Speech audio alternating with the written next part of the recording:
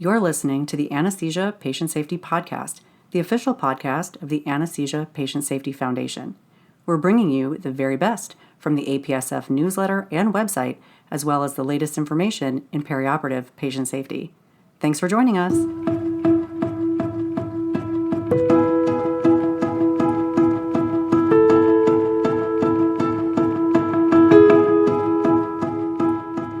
Hello, and welcome back to the Anesthesia Patient Safety Podcast. My name is Alli Bechtel, and I'm your host. Thank you for joining us for another show. We are talking about overflow ICU patients in the PACU once again today. Last week, we discussed pre-pandemic use of PACUs for ICU patients, as well as the advantages and disadvantages of providing critical care for patients in the post-anesthesia care unit. Before we dive into the episode today, we'd like to recognize GE Healthcare, a major corporate supporter of APSF. GE Healthcare has generously provided unrestricted support to further our vision that no one shall be harmed by anesthesia care.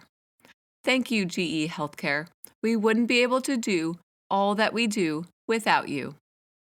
Let's crack open the October 2022 APSF newsletter and return to our featured article, Risks and Benefits of the Use of the Post-Anesthesia Care Unit as an Intensive Care Unit and Special Considerations for Anesthesia Professionals, by George Tufik and colleagues. To follow along with us, head over to apsf.org and click on the newsletter heading. First one down is the current issue, October 2022, and then scroll down until you get to our featured article today. I will include a link in the show notes as well. To kick off the show today, we are going to review Table 1 from the article, Potential Advantages and Disadvantages to the Use of the PACU for Patients in Critical Condition. I will include the table in the show notes as well.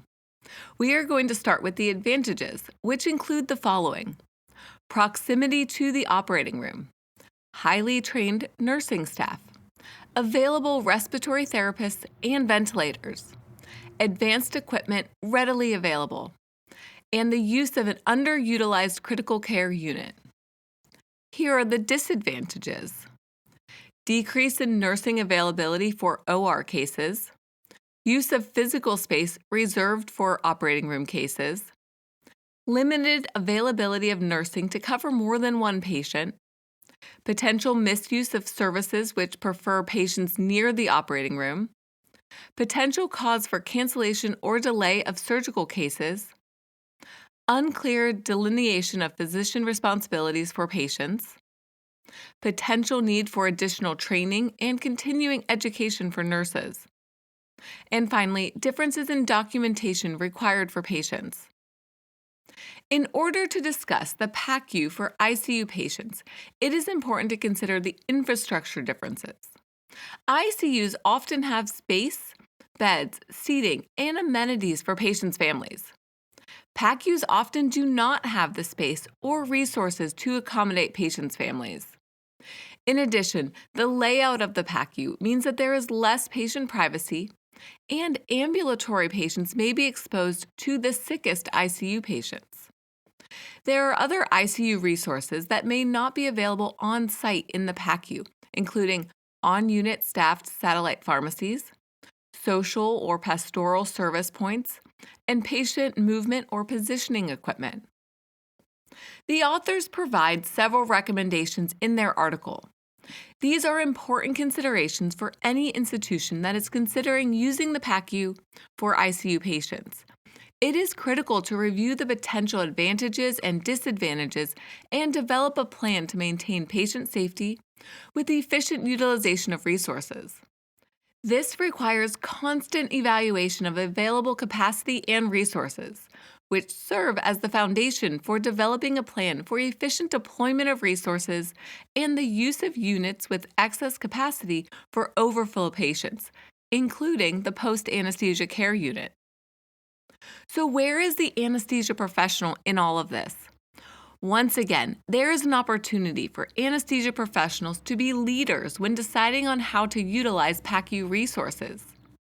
This is critical since anesthesia professionals are responsible for managing the PACU, keeping patients safe, and maintaining operating room efficiency. The conversation is different when considering routine use of the PACU for ICU-level care in patients who require postoperative mechanical ventilation for a short period of time, which is common in the United States, compared to using the PACU regularly for overflow ICU patients, which requires different staff responsibilities and allocating available resources. When anesthesia professionals are involved in the planning, it can help minimize the impact on the operating room schedule and keep patients safe. We often talk about how important communication is for patient safety. The authors highlight that clear lines of communication are necessary to ensure that ICU patients located in the PACU are managed by the most well-trained clinical staff. Appropriate training for all nurses managing these ICU-level patients is an important consideration for keeping patients safe in the PACU. Resource availability, including IV pumps, ventilators, and monitoring equipment, needs to be assessed and managed appropriately as well. Finally, it is important to make sure that support staff, including respiratory therapists, nursing assistants, and transporters, have access to the PACU and are available to provide care to ICU overflow patients in the PACU. Throughout the COVID-19 pandemic, there have been numerous examples of increased demand for ICU bed space, and this demand has been met with available PACU bed space when elective surgeries were on hold. Reports have described staff training, equipment availability, and physical space modifications, including airflow and pressure systems and construction of isolation rooms. What we don't know at this time is the impact of using the PACU for overflow ICU patients on critically ill patient outcomes. What about patients who undergo emergency surgery and need routine post-anesthesia care? We also still don't know about the psychological impact of providing ICU care in the overflow units on healthcare professionals, patients, and their families. Let's return to the article and the conclusion. The authors remind us that using the PACU as an ICU may help during times of increased ICU demand and relieve the stress on facilities management, hospital administrators, and critical care physicians. On the other hand, there are important threats to patient and healthcare professional safety that may impact patients, physicians, nurses, advanced practice providers, and ancillary staff. The authors leave us with a call to action that I will read now.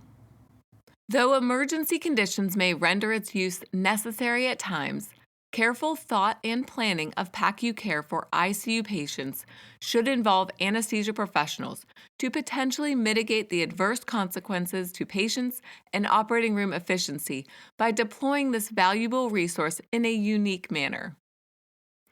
We made it to the end of the article, but not the end of the show. Before we wrap up for today, since we've been talking about post-anesthesia care, we are going to review the Standards for Post-Anesthesia Care published by the American Society of Anesthesiology. This was originally approved in 2004 and last amended in 2019.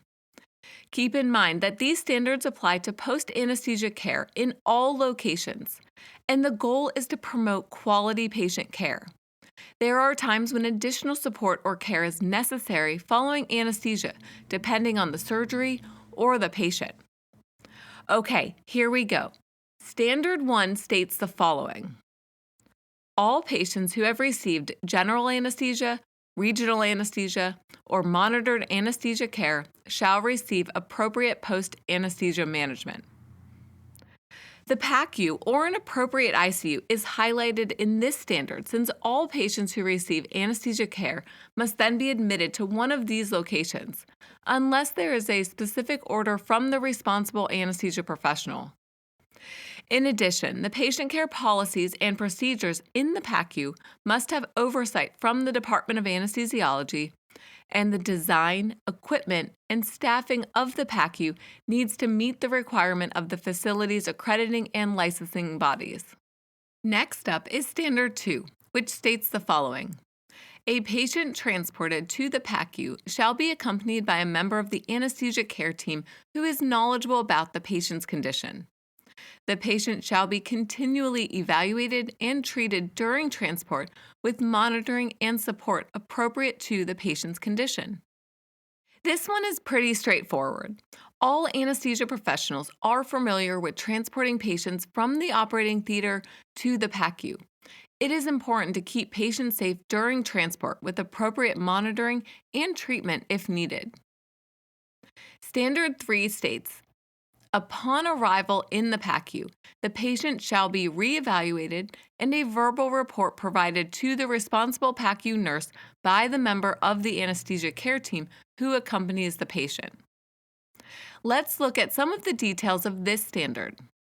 It is important to document the patient's status when they arrive in the PACU.